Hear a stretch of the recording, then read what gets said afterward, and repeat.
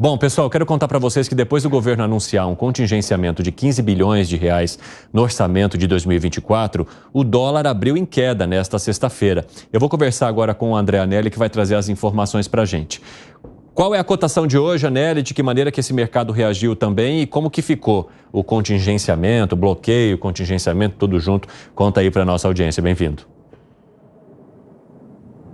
Obrigado, Evandro. Muito boa tarde para você, boa tarde a todos ligados aqui no 3 em 1 da Jovem Pan. Até agora há pouco, olhando aqui, fazendo o acompanhamento então da Bolsa B3 e também da cotação do dólar frente ao real, a gente observava uma leve alta da moeda americana na casa dos R$ 5,57, cerca de 0,2 ponto percentual variando para mais, o que na verdade acaba sendo um resultado positivo, porque hoje é um dia de nervosismo do mercado diante desses assuntos que a gente vinha trazendo agora há pouco aqui mesmo no 3 em 1, envolvendo esse apagão cibernético. É um apagão que vem provocando altas maiores no dólar em outras bolsas mundo afora. Então, nesse momento, o dólar opera em leve alta aqui no país, justamente por conta do recado dado pelo governo federal. Inclusive, esse recado aconteceu naquele púlpito que está ali atrás de mim. O ministro da Fazenda, Fernando Haddad, anunciou ontem uma contenção de 15 bilhões de reais. E como é que se divide essa contenção? 11 bilhões e 200 milhões de reais por meio de bloqueio devido ao aumento de despesas da União, e os outros 3 bilhões e 800 milhões de reais acabam vindo como forma de contingenciamento devido à alta, devido à queda na arrecadação. E essa queda na arrecadação que motiva esse contingenciamento é provocada justamente, um dos fatores, por conta daquela indefinição da desoneração da folha de pagamento dos 17 setores que mais geram empregos no país e também dos municípios de até 156 mil habitantes, totalizando então essa contenção de 15 bilhões de reais. O ministro da Fazenda, Fernando Haddad, acompanhado da ministra do Planejamento, Simone Tebet, também da ministra de Gestão e Inovação, Esther Dweck, e mais cedo até mesmo do ministro da Casa Civil, Rui Costa, todo esse grupo que acaba decidindo então a política econômica do país, junto com o presidente da República, justificou essa contenção de 15 bilhões de reais como uma forma de manter a meta, manter o objetivo de alcançar o arcabouço fiscal para 2024, meta essa que é de até 0,25% do PIB, o Produto Interno Bruto. Detalhes dados no dia de ontem pelo ministro da Fazenda, Fernando Haddad, acompanhado dos demais ministros. Nós vamos ter que fazer uma contenção de 15 bilhões de reais para manter o ritmo do cumprimento do arcabouço fiscal até o final do ano, consistindo em 11,2 bilhões de bloqueio, em virtude de um excesso de dispêndio acima dos 2,5% previstos no arcabouço fiscal, e de 3,8 bilhões, o que totaliza 15 bilhões, de contingenciamento em virtude da receita, né? Particularmente em função do fato de que ainda não foram resolvidos os problemas pendentes junto ao Supremo Tribunal Federal. A gente ouviu, portanto, o ministro da Fazenda, Fernando Haddad, e era possível ver ali quem estava do lado dele, mais próximo, justamente então a ministra do Planejamento, Simone Tebet. Ela acabou não gravando entrevista aqui junto aos jornalistas no dia de ontem, mas disse rapidamente que o presidente da República não precisou ser convencido, porque ele já havia sido convencido em relação a essa contenção de despesas. 15 bilhões de reais, a maior parte como bloqueio, a menor parte como contingenciamento, totalizando então esse número que é suficiente de acordo com o Ministério da Fazenda, também o Ministério do Planejamento, para atingir a meta estipulada pelo arcabouço fiscal no ano de 2024. Só lembrando que na segunda-feira sai então o terceiro relatório de despesas e receitas da União, e aí sim todo esse corte, essa contenção, todo esse número vai ser detalhado ministério a ministério para que a população possa saber de fato qual foi o ministério mais afetado com esse corte, qual foi a área menos afetada também com esse anúncio, Evandro. Obrigado pelas informações, viu, André Anelli? Bom trabalho para você. Alangani, por que o mercado reage tão rapidamente a um anúncio como esse de corte, de contingenciamento, de bloqueio? O preço dos ativos, Evandro, reflete as expectativas futuras. Então, há uma melhora, uma sinalização, mesmo que pequena, do governo de algum comprometimento fiscal. E aí o governo bloqueia 11,2 bilhões de reais, que tem a ver com a regra do gasto não poder ultrapassar os 2,5% mais a inflação. E mais os 3,8 bilhões de reais, que é a tentativa aí de zerar o déficit das contas públicas. Então, bloqueia, né, 11,2 bi e tem um contingenciamento de 3,8 bilhões. Na prática é a mesma coisa, está segurando o gasto temporariamente. Se ficar dentro da meta, aí poderá gastar novamente. Agora, é ainda muito pouco. Então, o mercado reage porque vê algum ganho, alguma sinalização, mas precisa reformas mais estruturais. Por quê? Porque esse gasto ele é muito crescente estruturalmente falando, e o governo tem que atacar aí. Caso contrário, é uma medida paliativa e pontual. Justamente, né, Gustavo Segré, porque agora esse contingenciamento e bloqueio que somados geram 15 bi. Vamos trazer assim, 15 bi que deixam de ser gastos então. Mas aquela instituição do Senado aponta uma necessidade de quase 60 bi para que as contas fiquem dentro dos eixos, ou seja, ainda tem um caminho longo a ser percorrido pelo governo federal e principalmente pelos ministérios da Fazenda e Planejamento. Nós falamos sobre esse 60 bi ontem, inclusive. Adiantamos que o número era incorreto. Rapidamente, Segré, desculpa te interromper, eu só preciso chamar o intervalo para quem nos acompanha pela rádio. Daqui a pouco eu espero vocês, tá? Nas outras plataformas seguimos. Perdão, Segré, pode continuar. Imagina, nós falamos que no dia de ontem, eu mesmo indiquei que esse contingenciamento era pouco, que ia ter necessidade de mais, e até se ter a possibilidade de que sejam 60 bi. E isso por quê? É fazer contas. Agora, o mercado está reagiu positivamente, mas não soltou manteca para o teto, não foi que deu uma despencada ao dólar. Não subiu, manteve, caiu um pouquinho, está por cima dos 5,50, então são valores expressivos, considerando que no final do ano terminou a R$ 4,93. Mas essa situação mostra duas coisas. A primeira, que o governo tem capacidade de diminuir a despesa. Isso é fundamental, senão não teria como contingenciar. A segunda, o água chegou no pescoço, não tem mais como segurar. Então o mercado, através do ministro da Fazenda, muito criteriosamente, deve ter conversado com o presidente, dizendo, presidente, precisamos mostrar que temos vontade.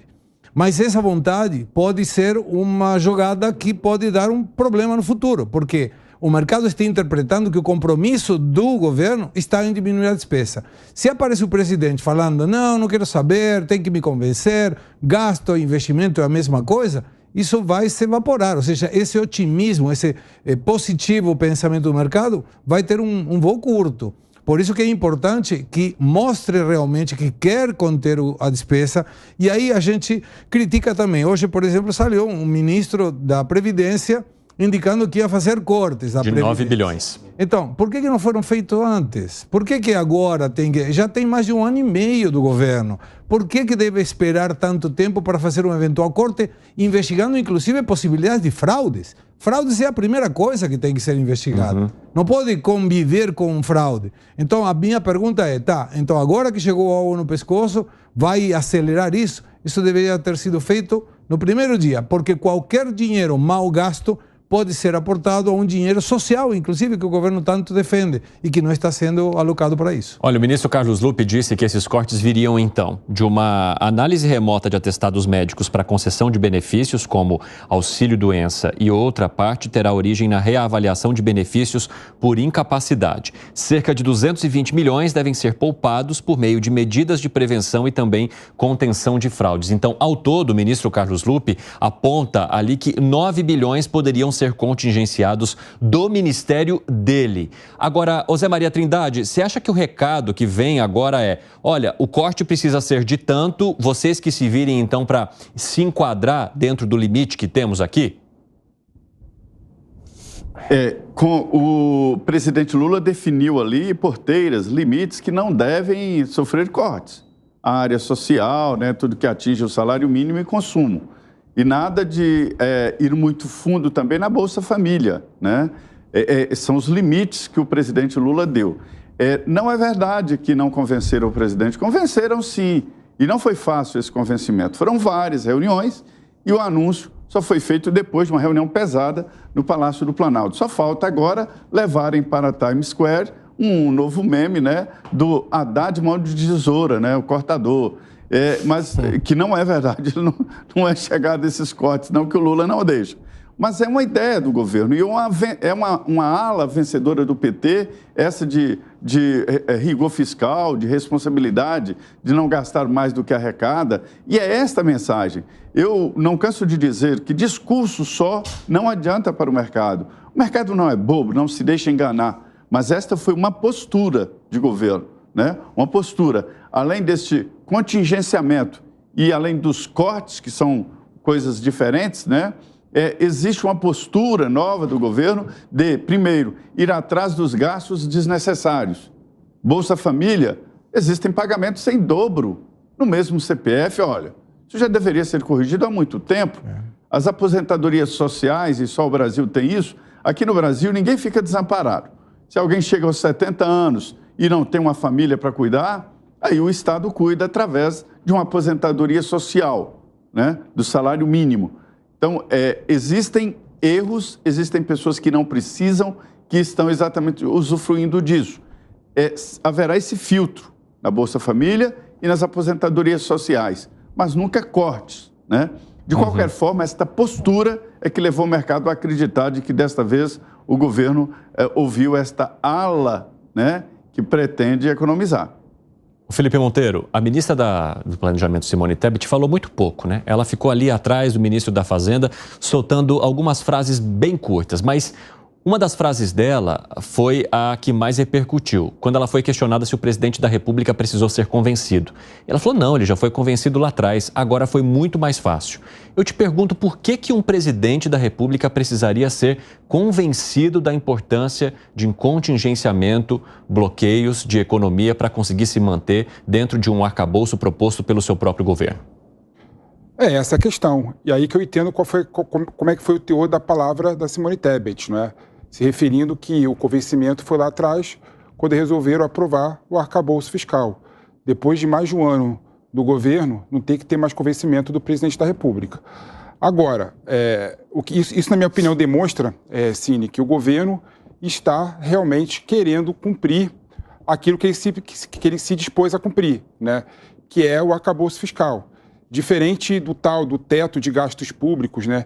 Que o Gani entende como se fosse algo sagrado, né? Algo bom, sagrado, aprovado no governo Temer, mas que nunca foi respeitado por governo nenhum.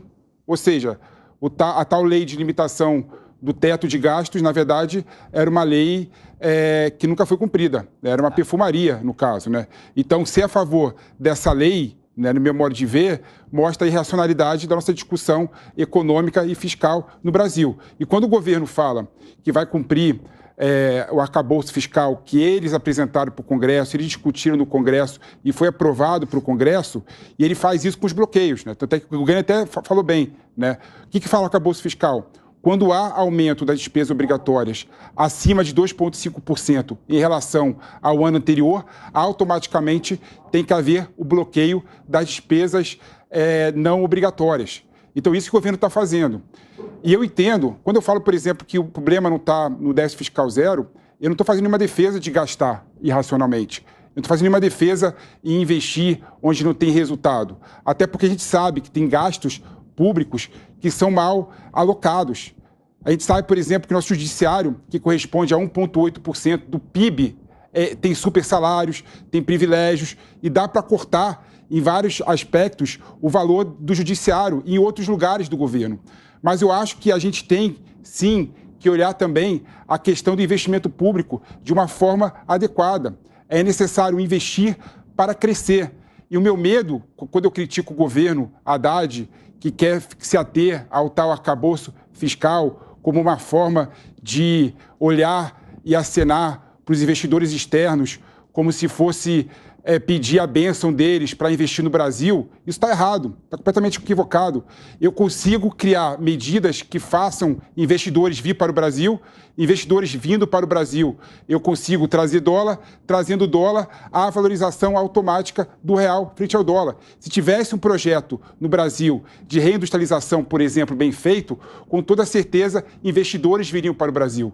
Então eu consigo enxergar no meu horizonte uma possibilidade da gente conseguir fazer com que os investidores viessem para o Brasil, não como meio e como forma especulativa, como está sendo esses investidores aí que receberam bem o anúncio que o governo está respeitando o tal arcabouço fiscal, mas sim porque nós temos projetos estruturantes de Brasil. Bom, Segra e Gani levantaram a mão aqui, obviamente. Eu vou passar o espaço para vocês, só peço que vocês sejam objetivos para a gente trazer os outros temas que temos aí pela frente. Vai lá, Segra, eu vi que você discordou também da análise que ele fez sobre a fala da Simone Tebet, né? A interpretação dele foi diferente da sua, provavelmente. Foi, Evandro, porque se o presidente estiver convencido de que tinha que cortar gastos, não teria falado as coisas que ele falou, que foram contrárias a essa visão. Por outro lado, quando você fala do arcabouço, Felipe, o arcabouço não vai ser cumprido, todo mundo sabe que não vai ser cumprido, e essa colocação de não responsabilidade fiscal foi proposital. Foi porque se não conseguir cumprir, não tem problema nenhum, e não vai cumprir, te garanto, não vai cumprir. Se tivesse cumprido, ou tivesse nessa tentativa, esse ano deveria ser déficit zero, e todo mundo sabe que não será. Por último, em relação a isso que você menciona do investidor, o investidor não vem, não apenas porque o governo gaste muito e gaste mal. Ele não vem porque não tem nenhuma previsibilidade. Por exemplo, hoje eu paguei a desoneração da folha. Hoje. Já no mês que vem eu não sei se vou pagar com desoneração. E o investidor que vem de fora me liga todo dia e fala, e agora? Como é que fica? Vai ter desoneração? Não vai ter desoneração? Não. Tem mais 30. Não, ainda está pendente. E aí eu te provo com dados que essa tua teoria não aplica. Teve 98 bilhões de dólares superávit da balança comercial o ano passado. 72 bilhões de dólares de investimentos diretos produtivos, não são especulativos. Veio dinheiro para investir. E aí esse investimento que é produtivo, junto com outro, dá oferta de sobra para que o dólar não tenha que mexer. O que mexe o dólar? A falta de compromisso fiscal do governo. É puramente isso. Vai, Gani, arremate. Olha só, o Filipão disse que o teto de gastos nunca foi respeitado. Não, no governo Temer ele foi respeitado. É verdade que durante o governo Bolsonaro foi furado algumas vezes, mas também havia uma pandemia. No último ano, em 2022, havia também um contexto eleitoral, reconheço aqui. Mas, de alguma maneira, o teto de gastos foi fundamental para trazer o déficit primário, que era 2,5% do PIB, para até um superávit primário ao final do ano de 2022. Agora, o que o PP coloca, que o investimento público é necessário, tudo bem, eu até reconheço que em algumas áreas, falar em educação de base, uma obra de infraestrutura, ok, Evandro, só que o orçamento é limitado, precisa cortar de outra área. E é por isso que se busca zerar esse déficit primário. Aliás, zerar é muito pouco, precisava ter superávit para realmente sobrar naquilo que é necessário. Agora, por que o governo está buscando isso? Porque a realidade se impôs, eles assistem o 3 em 1 e entenderam que se eles não fizerem nada, o dólar dispara, os juros disparam e vai ter efeito econômico para a população e, portanto, efeito político para o governo. Entender esse recado aqui que a gente passa no 3 em 1. Eu quero falar um pouquinho sobre movimentação política agora. O presidente da República voltou a criticar a ausência do governador de São Paulo, Tarcísio de Freitas. O que vocês estão reclamando um com o outro aí? Não, é que eu termino de falar, o PP fica, ele quer continuar a discussão olhando para mim. O que foi? O que foi, PP? Eu respeito a tua condução, Cine, mas eu não tenho réplica. Eles falam duas vezes. Que réplica? Você falou quase 10 minutos, você quer réplica quase ainda? 10 minutos. O que você quer falar? Vai, fala. Não, pode. Não, vai, fala. Não quero ser chamado de injusto aqui depois, vai. Fala, o que você quer trazer de réplica? Não, primeiro... Arremate, vai. Tá, você bem breve e bem direto. Por favor. Cine. Primeiro que é o seguinte, o problema do Brasil está exatamente na falta de projeto de país. Se tiver projeto de país e mostrar uma direção clara do que você quer de país, o investimento chega, os dólares chegam e o real será valorizado. Então é essa balela que o Gani coloca aqui, querendo afirmar que os investidores saem do Brasil por instabilidade política ou porque ou por falta de segurança jurídica, não fica em pé quando você analisa o que acontece no mundo todo. Tivesse projeto estruturante de país, de Estado, dólar viria, investidores viriam, mais empresas estariam sendo montadas no Brasil e teríamos o Brasil melhor e mais completo. Quantos investidores você falou ultimamente que te falaram isso que você está afirmando? Vários investidores. Que te falaram vários isso? investidores. Olha, vários. Eu não vou pedir a minha reta. Sabe o que eles falaram para mim? Mas... Sabe o que eles falaram para mim, Segredo? Que não faz sentido investir no Brasil, sabendo que investir em título da dívida pública do Brasil dá 10,5% de retorno. Isso, porque o Estado é gigantesco, entendeu? Porque o Estado é muito grande, é um grande negócio financiar o governo, é lógico, é isso. Um projeto de saneamento. É isso. Enquanto não reduzir o gasto, não vamos sair disso. Isso é receituário liberal que não serve pra nada, Não serve pra nada, caramba. Sua cartilha e coloca no bolso. O que aconteceu no Brasil há 500 anos, a gente tem uma fórmula que não deu certo, que é o Estado gastador, inchado, ineficiente, essa política industrial que você defende, que não gerou nada, subsídio setorial, desculpa. Gani, o projeto de saneamento básico no Brasil dá de retorno em torno de 7% a 8%. O pessoal reclama, Brasil falta saneamento básico, Brasil falta esgoto, falta sistema de abastecimento de água. Como investidor vai investir na infraestrutura de saneamento básico no Brasil para ganhar 7,5% a 7% ao ano, sendo que ele dá para investir em título da dívida pública. Eu te respondo. Não resolve. Não resolve. O investidor sabe que o governo, o próprio presidente falou que ele não queria que o esgoto e toda a questão desse tipo de investimento seja privado. Então, por isso que não quer vir. Como seja privado? Pula, claro que é privado. Pula. Volta de pé. Pronto, posso seguir? Pode seguir, porque os dois apanharam e estão cansados de apanhar. Não acredito. Vamos apanhar no outro tema agora. Ai, meu Deus, vamos lá.